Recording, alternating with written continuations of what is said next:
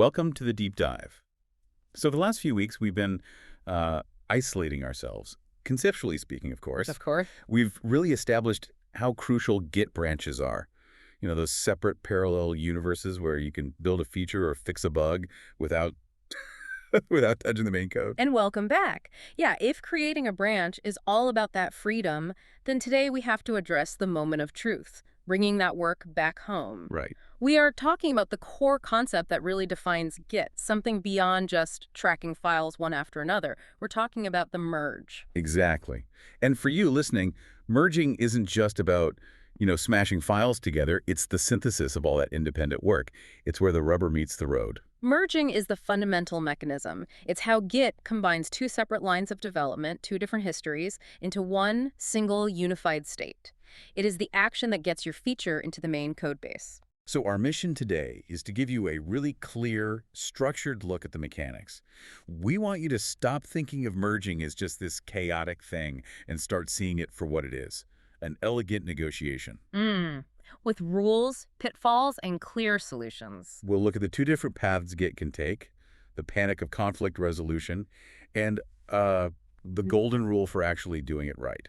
Let's get straight into the mechanics then, because the first thing to realize is that Git doesn't handle every merge the same way. The history of the branches really dictates the process. Okay, so lay out that distinction for us. What is it in the history that makes Git choose one path over another? Well, it all boils down to one question. Have the two branches diverged since the feature branch was created? Okay. The first, and by far the simplest scenario, is what's called a fast-forward merge. This happens when the history is just a straight, linear shot. A straight line. Imagine you branch off main, you add, say, 3 commits, and this is the critical part. During that entire time, nothing new was committed to the main branch itself. So if I'm picturing the commit graph, my main pointer is literally just sitting behind the new commits I made. It's just an unbroken chain. Precisely. The target branch, main, it hasn't moved. So Git looks at this and realizes, hey, there's no complex integration needed here. It doesn't have to calculate any differences because there's nothing to reconcile. That sounds incredibly efficient. So what's the actual mechanism? What does Git do? It is extremely efficient. Git simply picks up the pointer for the target branch, your main pointer, and just slides it forward to point to the newest commit on your feature branch. It's a pointer update. That's it. And the crucial bit here, the part that's often missed, is that because it's just moving a label, no new merge commit is created. Correct. The history stays perfectly linear. It looks like all those commits on the feature branch were just made directly on main the whole time. It's clean, it's tidy, and it's very fast. Wait a minute. If the history is so clean and linear, why wouldn't Git always try to do a fast-forward merge? It just seems better for readability. That is a fantastic question, and it moves us right into the second scenario. Fast forward is clean, but it actually hides the fact that branching ever happened. So if you need to know that, say, commits B, C, and D were all part of one single feature effort, that fast-forward history doesn't really show you that separation. And more importantly, you can only use it if the history hasn't diverged. Which brings us to the other condition. Well, if I was working on my feature, but you jumped onto main and pushed a quick bug fix, now our timelines have diverged. That divergence immediately triggers the second mechanism, the three-way merge. Now, Git has two separate parallel histories that have to be tied back together. And just sliding a pointer forward wouldn't work anymore. It wouldn't. You'd lose the bug fix commit from main. So the three-way merge is all about fusing these separate timelines back together, making sure both sets of changes are preserved. So where does the number 3 come from? The 3 refers to the 3 specific commit points that Git has to analyze to understand what changed and where to combine those changes. You need 1, the tip of your feature branch. All my new work. 2, the tip of the target branch. The state of main with that bug fix. And 3, the essential one, the common ancestor. Let's focus on that common ancestor because that really is the pivot point, isn't it? It absolutely is. Think of it as the shared starting point. You know, the last agreed upon state before the roads forked. Git uses that common ancestor as the definitive baseline. So Git is essentially calculating two things. What changes did the feature branch make compared to the ancestor? Right. And what changes did the target branch make compared to that same ancestor? Exactly. By using the ancestor as the reference, Git can isolate the unique contributions from each branch. Then it can intelligently apply both sets of changes to create a brand new, unified snapshot of the project. That is the heart of the three-way merge. In this fusion process, Mhm. this creation of that new unified snapshot, that is what results in that special merge commit we see in the graph. That's the record, the signpost in history. Unlike the invisible fast-forward, the merge commit is highly visible. It's unique because it has two parent commits, one pointing back to your feature and one pointing back to main. It maintains this non-linear but fully traceable history. It shows you exactly where that isolated work was folded back in. And that's incredibly valuable for auditing, for just understanding the flow of development. Absolutely. That non-linearity is key distinction then. The three-way merge sacrifices that clean, straight look of the fast forward. In favor of a more detailed, accurate record of how and when things came together. It's a choice between a clean history and a complete history. Exactly. All right, let's move to the elephant in the room. Even when Git is doing this incredibly smart three-way merge, sometimes it just throws its hand up. Yes. That's when we hit a merge conflict. Ah, yes, the rite of passage. A conflict happens when Git cannot automatically resolve the differences. We just talked about how smart it is at combining changes in different parts of the code. But it gets tripped up when two people change the exact same line in the exact same file. So if I defined a variable on line 100 as limit equals 100, and you came along and changed that same line to limit east 500, Git sees that competing change, and it realizes it has no idea which value we actually want. It has no semantic understanding. it doesn't know the business logic. Exactly. So when it detects this ambiguity, it hits the brakes on the merge process. It doesn't guess, because guessing wrong could introduce a really nasty bug. Instead, it modifies the files and asks a human to step in. And this is where those famous or infamous markers appear. They visually define the battleground for the developer. Can you describe what you'd actually see in the file? Sure, the merge stops, you open the file, and you'll see these blocks of code sectioned off. First, you'll see S. That marks the start of the changes from the branch you are merging into. So main's version. Usually, yeah. Then you'll see a line of equal signs. That's the divider between the two competing versions.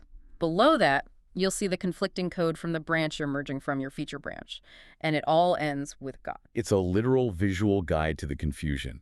It forces you to confront the two parallel realities. It does. And the fix then isn't a Git command, it's domain knowledge. It's manual work. It's manual synthesis. You have to open the file and literally edit it yourself.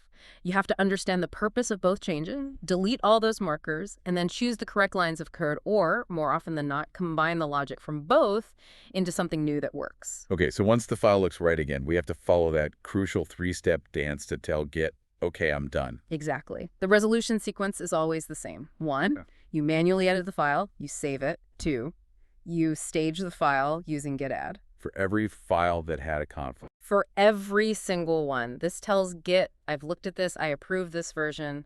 And 3, you run git commit. Git will often provide a default message for you, and that final commit seals the deal. It completes the three-way merge and logs that resolution forever. It transforms a human from just a coder into an arbiter of historical truth. That can feel, well, incredibly stressful the first time you see it. It can be, which is why the panic button is so important to know about. If you're halfway through a really nasty conflict, multiple files, and you realize you've just made a mess and want to start over. You don't have to throw your computer out the window. No. The essential escape command is git merge abort. This is your safety net. It cancels the entire merge process and completely resets everything back to the way it was before you even typed git merge. It gives you a clean slate. Knowing you could just escape a complicated merge with one command that drastically lowers the barrier to entry. It shifts the risk. It really does. Okay, let's transition to the practical reality. We've got the theory down. Fast forward versus three-way, we know how to handle conflicts. Now the workflow. I'm at my terminal and I'm ready to merge my feature login branch into main. We begin with the golden rule of git merging. If you take away nothing else about the actual commands, remember this. You always merge into the branch you are currently on. Simple and brilliant. My target is main, so I have to be standing on main. Correct. So the sequence must be precise, especially when you're working on a team. Step 1. Switch to the target branch. You run git checkout main. I'm now at the historical destination. Step 2. Pull. This is the step that is so often skipped, and it causes so many unnecessary headaches. Always run git pull first. Why is that so critical? If my feature branch is up to date, why do I need to care if my local mains is a little behind? Because if your local main is missing work that a teammate merged 5 minutes ago, when you merge your feature into that outdated local main, you are guaranteeing a merged conflict against work that's already on the server. Ah, I see. You're creating a conflict that Git could have avoided if you had just updated your target first. By running git pull, you ensure you're only resolving your new changes against the absolute latest collective state. That makes perfect sense. Mm-hmm. Stabilize the target, then inject my work. Exactly. You stabilize main. Then, step 3, merge. You run the final command, git merge feature login. The command is clear. I am on main, now bring the contents of feature login into me. And that kicks off the whole process. If it's a fast forward, you get a success message immediately. If it's a 3-way merge, Git does its thing. If it succeeds, your editor might pop up to confirm the merge commit message. If it fails, that's when you see the conflict markers and you start that manual resolution we just discussed. So what does all this mean for you, the listener? How does this move you from just being a user of Git to someone who really understands its architecture? It means predictability. Git is not magic. Once you understand the underlying logic, especially that common ancestor reference point, you can predict whether a merge is going to be a simple pointer update or a full synthesis. You can even anticipate where conflicts might happen. Let's give that succinct recap then, the essential checklist for mastering the art of the merge. Okay, here are the 4 points you need to carry forward. 1, concept. Merging is the central point of collaboration. It's where independent lines of development are integrated. Right. 2, types. You need to differentiate between fast forward, the linear history, the pointer move, no new commit, and the 3-way merge, which is for diverged history and always creates a merge commit. Got it. 3, conflicts. Resolution is human work. Yeah. You edit the file, you get add to stage the fix, and get commit to finalize, and always, always remember that safety net. Get merge aboard. And 4. 4, the golden rule. Operationalize the merge. Always switch to the target branch first, check out, make sure it's up to date, pull, and then merge the source branch into it. That is a phenomenal summary. I think the key insight we've really touched on today is that merging isn't just a technical step. It's a decision about history. It truly is. When we talked about the merge commit versus the fast forward, what we were really talking about was historical record keeping. That merge commit explicitly records that parallel development happened. It's the signature of collaboration. Which leads us to our final thought for you to explore. If merging is the action that weaves individual work into the collective history, what is the long-term impact of choosing one historical style over another? Specifically, think about other tools Git gives you, like the rebase command, which intentionally rewrites that branching history to create a clean, linear story that might be, well, less accurate. What commitment are you making to future developers when you choose historical linearity over historical accuracy? That is a fascinating question, and that opens up the entire rebase versus merge debate. Indeed. And that is a deep dive for another time. Thank you for joining us for this deep dive into the mechanics of the Git merging. See you next time.